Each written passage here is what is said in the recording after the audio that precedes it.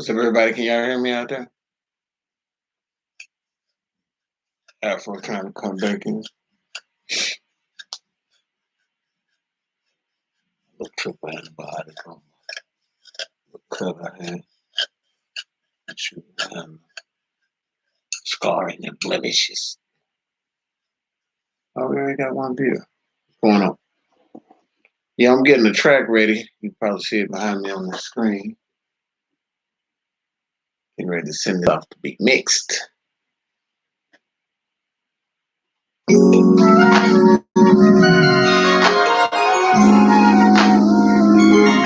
What I'm dealing with now is taking all the effects. What's up, everybody? Jason Davis, Jazz Sab, that was Jason. So much to say. But yeah, we're getting the mix ready today. This song in particular is one that I've been had for many years. I made this song probably in long time ago, many moons, over 10 years ago. So this track here is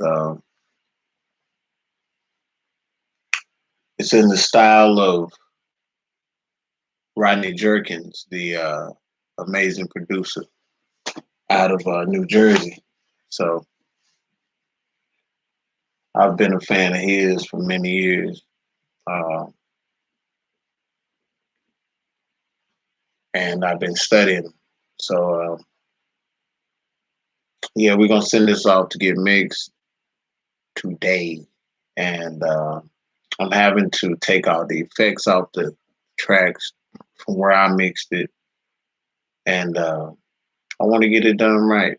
I've had some people tell me some very important things about quality and finishing what we start in a certain manner. And just, some great musicians out there and producers have been sharing their insight with me. And I'm using it to my advantage. One thing is to get it done. Don't be afraid to change things, Put your best into it. Like what I'm dealing with now is I got these flutes on this track. Let me take a shake.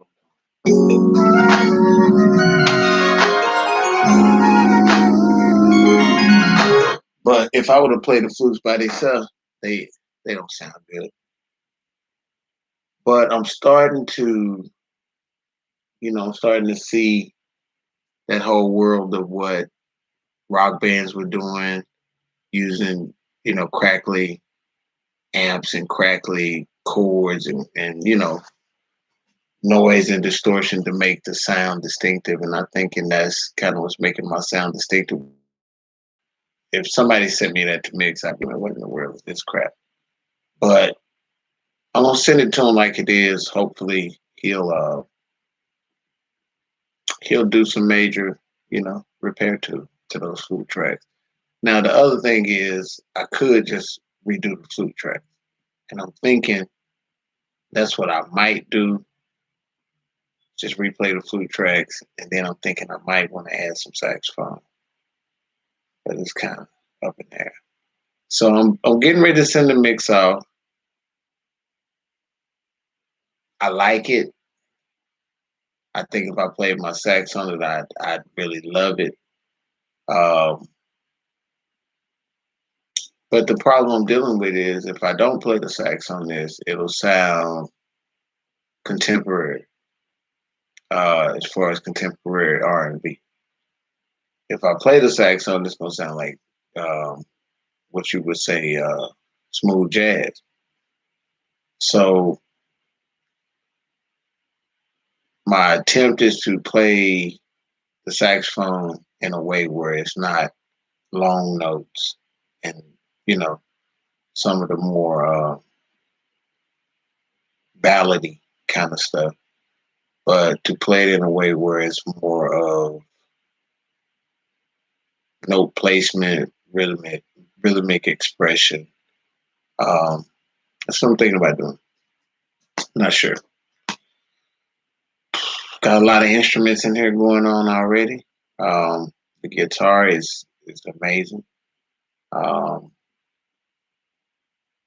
I could kind of make it a guitar feature.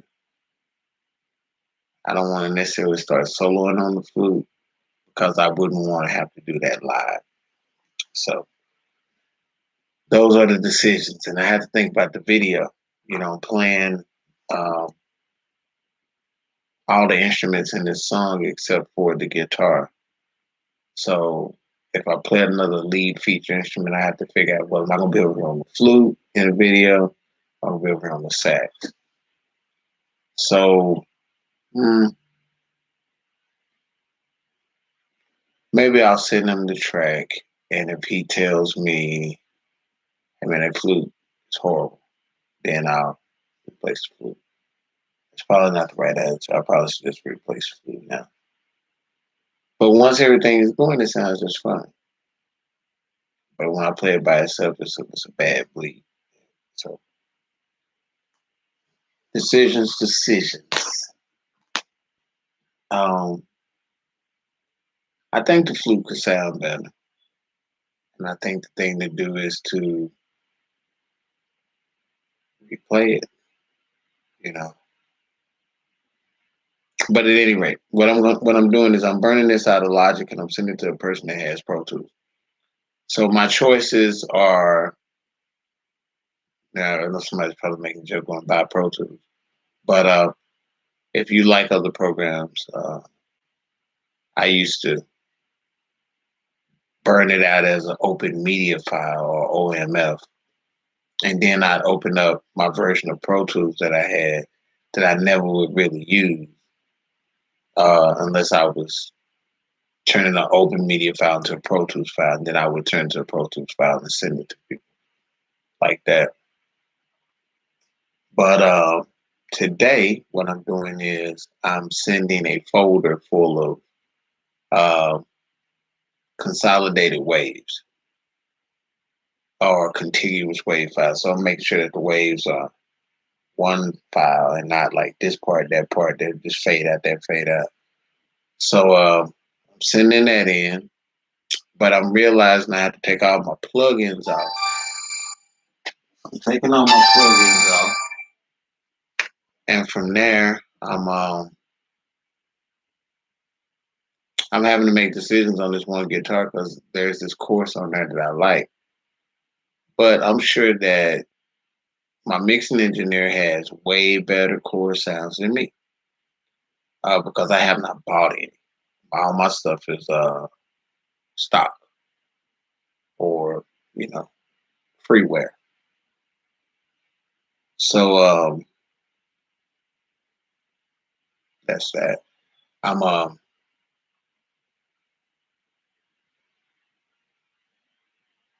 dealing with that part. I want to send it to a dress. So what I did was like behind the instruments, I wrote little notes, and I don't know if that's going to annoy the mixing engineer, but he can always go in there and erase it. I wrote him little notes like this one needs to be softer than that one, or this is secondary, or this is. You can send this to the trash. Feel free to trash this. Feel free to trash that. Um, I left my volume automation on my organ patches because they were MIDI. Now, even though there's a C3 organ at my disposal, I'm still sending him the MIDI organ because I want that sound. So I have all the automation of me changing drawbars. I have I don't know if I use the expression pedal for that. But overall, that's it. Gonna put it in a folder. I'm gonna load it up to Google Drive. Phones off the chain. I'm gonna load it up to Google Drive, and then from there, I'm gonna send it to him. Now, I'd like for my mixing engineer to create um, an intro, kind of a build up kind of thing, but I'll write that in the email. I'll just say, hey, man, feel free to make this whatever it need to be for it to be super hot, hit, contemporary. So I didn't really want a lot of saxophone solo. But shout out to Rio Casey on the guitar. Played one gig with him. I was listening to him on the gig. I was like, oh man, this dude sounds great on my music. And sure enough, I sent him this stuff, the other day, and he knocked it out the box. Um, I have had some amazing bandmates here in Dallas, man. I'm telling you, a couple of guys have been in town and left out of town, and I've been like, golly, this dude, man, you hate to see some people go because they got that complete sound that you want. But yeah, so Rio is taking the place of a guy. We only got to play one session together. We played some gigs and stuff together. But yeah, Ben went to Thailand. So I told Rio, I said, man, my main guitar guy that I like, I said he done went to Thailand on me. I say so. Now you the guy. So Rio came in on this single, and he played so well, man. I'm gonna feature him. Um, and so I have no need to play the sax. I think it's just another sound from me. I got a jazz record coming out. Y'all want to hear some jazz. I'm where you at with this other stuff, so you'll want the jazz. So make you want it. That's it. During this beautiful day, we on the tornado. We was on the tornado watch, but shit, who knows?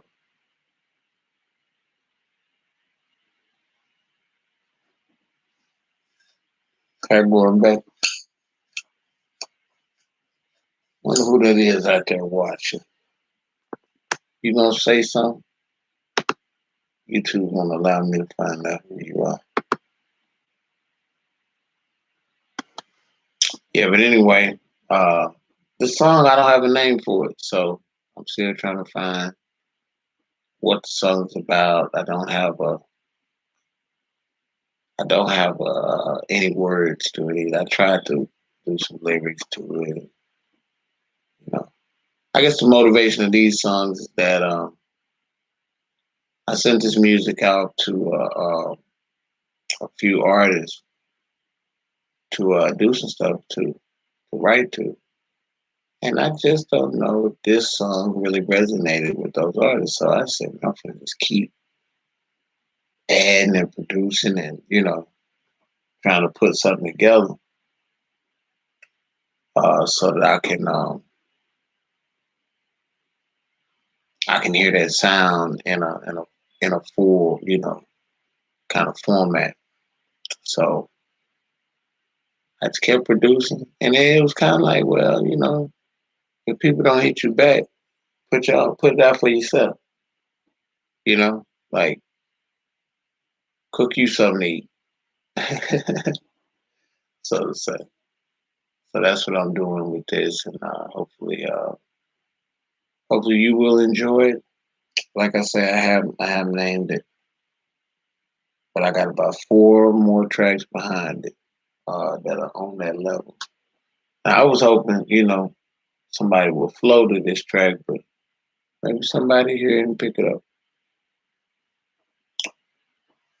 Um, the jazz record, yeah, sure is coming. Jazz record's coming. Yeah, jazz record's coming. Um, no hold up, there's just a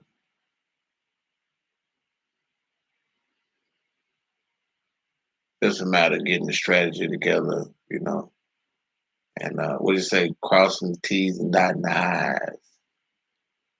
Um, but yeah, that's the update. So when you're sending stuff to the mixing engineer, take the effects out, and then I'll send him a reference of what I want it to sound like, and then from there he's going to do what he does. But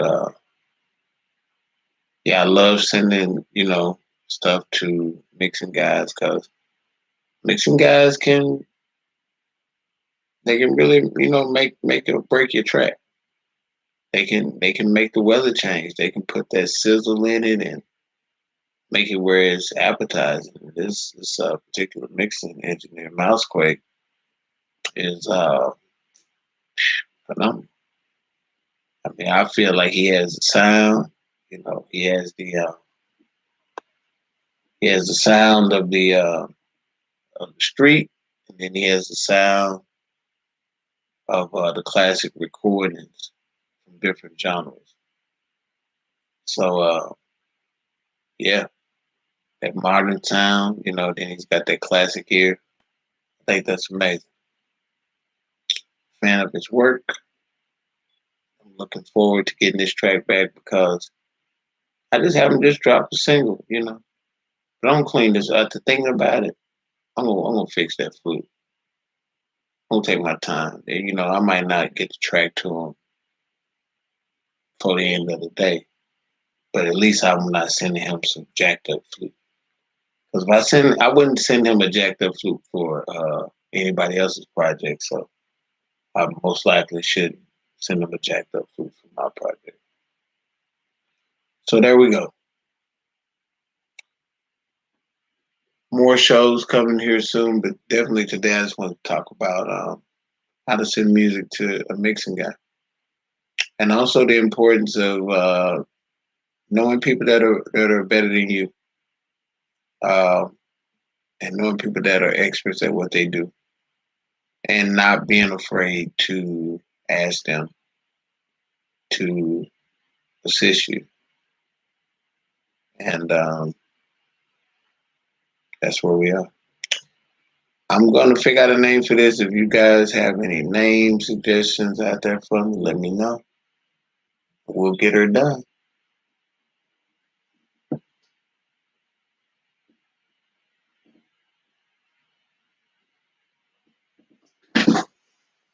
All right. Later on, yeah.